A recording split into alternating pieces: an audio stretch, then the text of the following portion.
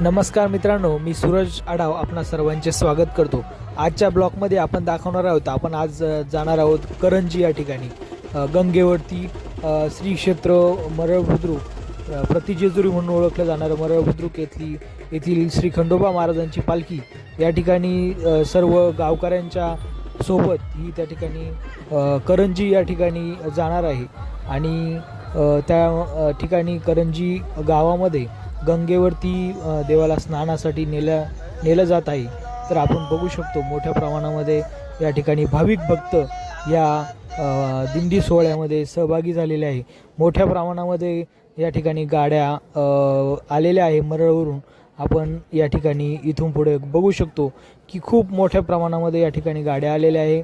सर्वजण या ठिकाणी गंगेवरती देवाबरोबर चाललेले आहे। मरळची एक अशी प्रथा आहे की ज्यावेळेस खंडोबा महाराजांना ज्यावेळेस गंगेवरती स्नानाला नेलं जातं त्यावेळेस संपूर्ण मरळ गावातील संपूर्ण ग्रामस्थ त्या ठिकाणी देवाबरोबर दर्शनासाठी जात असतात। त्याचबरोबर 11 वर्षानंतर एकदा दर 11 वर्षानंतर त्या ठिकाणी खंडोबा महाराजांची पालखी ही जेजुरीला नेली जाते। त्यावेळेस सुद्धा अशा प्रमाणामध्ये मोठ्या प्रमाणात लोक सर्व भाविक भक्त त्या ठिकाणी देवासोबत जेजुरीला जात असतात।